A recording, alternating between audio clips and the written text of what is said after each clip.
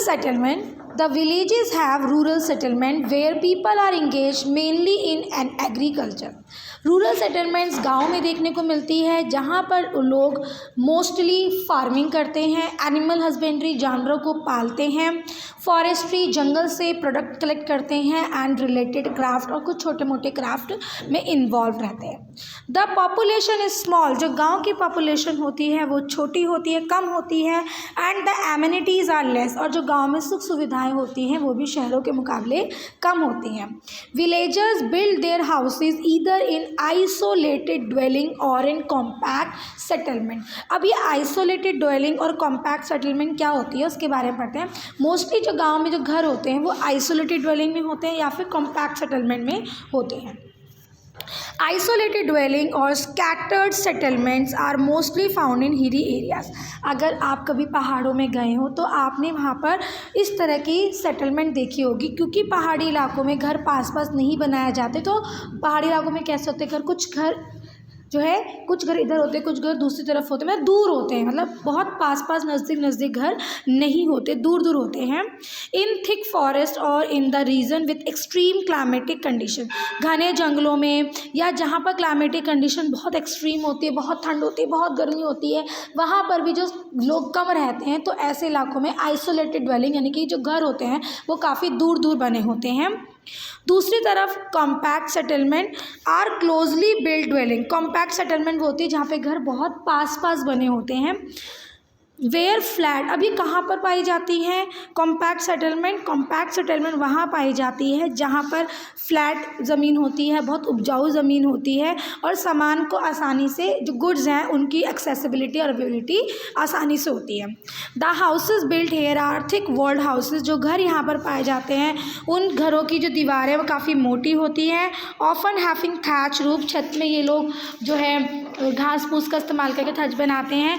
Using locally available building material like stone, mud, clay, straw etcetera. और घर बनाने के लिए ये लोग सीमेंट वगैरह का इस्तेमाल नहीं करते, बल्कि जो उनके लोकल जो चीज़ें अवेलेबल होती है, जैसे पत्थर है या मड है, मिट्टी है, क्ले है या स्ट्रॉ, मतलब जो घास फूस जो निकलती है स्ट्रॉ है, या फिर हम कह सकते हैं जो काऊ का डंग होता है, गाय का गोबर होता है, या उस गोबर से लीप कर जो है ये अपना घर को बनाते हैं. तो रूरल एरियाज़ में दो तरह की सेटलमेंट होती है.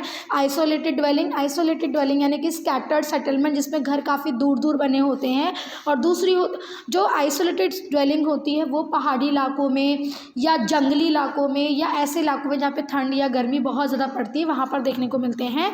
दूसरी जो सेटलमेंट है वो कॉम्पैक्ट सेटलमेंट है. कॉम्पैक्ट सेटलमेंट वहाँ देखने को मिलती है जहाँ पर पॉपुलेशन ज़्यादा होती है, फ्लैट ज़मीन होती है, फर्टाइल लैंड होती है, वहाँ पर जो है कॉम्पैक्ट सेटलमेंट घर काफ़ी पास पास बने होते हैं. Generally the rural settlement have poor facilities. Mostly जो गांव होते हैं वहाँ पे बहुत अच्छी फैसिलिटीज़ नहीं होती, road, school, hospital, post office etcetera. But the government is making effort to provide better amenities in rural areas and today several big villages have all the basic facilities. वहाँ पे school, colleges, hospital, post office की बहुत अच्छी सुविधाएं नहीं होती, लेकिन सरकार जो है बहुत कोशिश कर रही है कि रूरल एरियाज़ को भी ये सभी फैसिलिटीज़ जो है वो प्रोवाइड की जाए. अच्छी मतलब फैसिलिटीज़ हो तो अच्छी फैसिलिटीज़ उनको प्रोवाइड की जाए. और आज जो है भारत के कई ऐसे गांव हैं जहां पर ये सभी फैसिलिटीज़ जो है वो प्रोवाइड की जा रही हैं. नेक्स्ट जो सेटलमेंट है वो है urban settlement. Urban settlement include towns and cities. शहर आते हैं अर्बन सेटलमेंट में. Here people are mostly engage in non agricultural activities. शहरों में जो लोग रहते हैं वो मोस्टली एग्रीकल्चर फार्मिंग नहीं करते, इसके अलावा दूसरे काम करते हैं, जैसे ट्रेड, व्यापार करना, किसी इंडस्ट्री में काम करना, ऑफिस वर्क करना, बैंक से जुड़े बैंकिंग एंड कॉमर्स, दुकानें खोलना है ना, या जॉब करना. ठीक है, कॉलेजेस, टीचर हैं, डॉक्टर, इस तरह के काम जो हैं वो शहरों के लोग करते हैं. Urban settlement has comparatively dense and large population. जो शहरों में जो लोग रहते हैं उन्हें पता होगा कि यहाँ की पॉपुलेशन बहुत ज़्यादा होती है, काफ़ी भीड़ होती है, जैसे कि आप नीचे पिक्चर देख रहे हैं. दोनों ही तरह की सेटलमेंट बनी हुई है, अर्बन सेटलमेंट भी बनी है, रूरल सेटलमेंट भी बनी है. अर्बन सेटलमेंट में आप देख सकते हैं कि ऊंची ऊंची बिल्डिंग्स हैं, बहुत पास पास बनी हुई, क्योंकि जगह कम होने की वजह से जो है बिल्डिंग्स का साइज़ जो है वो ऊंचा होता जाता है. और शहरों में ज़्यादा एमिनिटीज़, ज़्यादा फैसिलिटीज़ भी प्रोवाइड की जाती हैं। देयर आर मेटल रोड्स, पक्की सड़कें होती हैं with street light in the urban settlement, road पक्की होती है, स्ट्रीट लाइट्स की फैसिलिटी होती है। One can get a number of school, colleges, hospital, means of amusement etcetera in the urban settlement. शहरों में आपको बहुत सारे स्कूल, बहुत सारे कॉलेजेस, बहुत सारे हॉस्पिटल, यहाँ तक कि आपका संडे है, छुट्टी के दिन है, तो आपके अम्यूज़मेंट के लिए यानी कि आपके इंटरटेनमेंट के लिए भी बहुत सारी फैसिलिटीज़ होती है, जैसे कि अम्यूज़मेंट पार्क्स हैं, एडवेंचर पार्क्स होते हैं, थिएटर्स हैं, मॉल्स हैं, जहाँ पे जाकर जो है आप अपने आप को एंटरटेन कर सकते हैं। इस तरह की चीज़ें जो हैं आपको अर्बन शहरों में देखने को मिलेगी, लेकिन गाँव में बहुत कम देखने को मिलती है।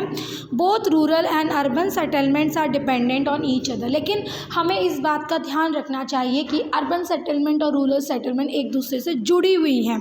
कैसे जुड़ी हुई हैं? While rural area provide agricultural good, क्योंकि शहरों के लोग फार्मिंग नहीं करते तो उनको एग्रीकल्चरल गुड्स कहाँ से मिलते हैं? गाँव से मिलते हैं। The urban settlement provide industrial goods and other services needed in the village. अब आप लोगों को पता ही है सबको कि फार्मिंग करने के लिए बहुत सारे टूल्स की ज़रूरत होती है, बहुत सारी मशीन्स की ज़रूरत होती है, ट्रैक्टर्स वगैरह की ज़रूरत होती है। तो ये सभी चीज़ें कहाँ से बनकर जाती हैं? अर्बन इंडस्ट्रीज़ में बनती है। अर्बन जो शहरों में जो इंडस्ट्रीज़ होती है वहीं से बनकर जाती है, यानी कि दोनों ही कहीं ना कहीं एक दूसरे के ऊपर डिपेंड होते हैं, एक दूसरे के बिना नहीं रह सकते। तो नेक्स्ट, अभी हमने सेटलमेंट पढ़ा, तो नेक्स्ट टॉपिक है transport.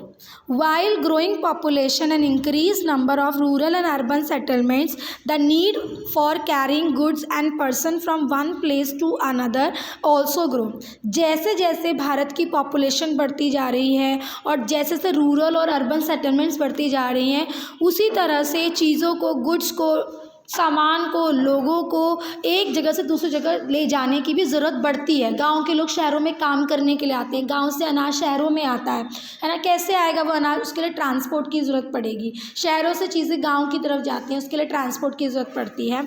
Earlier man either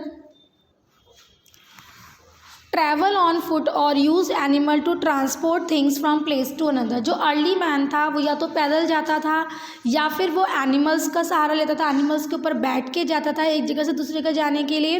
with the discovery of the wheel, transport was made easier and gradually different means of transport develop. जिस दिन से व्हील का यानी पहिए का आविष्कार हुआ, उस दिन से ट्रांसपोर्ट ईजी हो गया, आसान हो गया, क्योंकि पहले के मुकाबले अब कम समय में जो है हम किसी भी जगह पर पहुँच सकते हैं।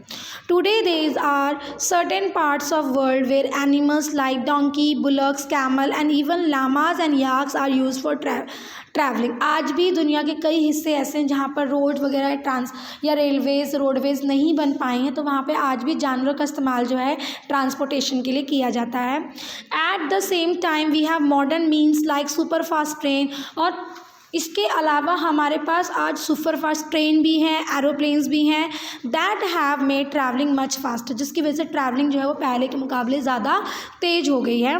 There are 4 major means of transport. 4 तरह के ट्रांसपोर्ट हैं, roadways, railways, waterways and airways. तो 4 तरह के ट्रांसपोर्ट हैं, roadways, railways, waterways and airways. आप लोग छोटी क्लास से ही इनके बारे में पढ़ते आए हो। रोडवेज मतलब जो सड़क ट्रांसपोर्ट होता है, रेलवे जो रेल के थ्रू हम ट्रांसपोर्ट करते हैं, वाटरवेज जो पानी के रास्ते से ट्रांसपोर्ट किया जाता है, और एयरवे जो हवा में जो ट्रांसपोर्टेशन होता है उसे एयरवेज कहा जाता है।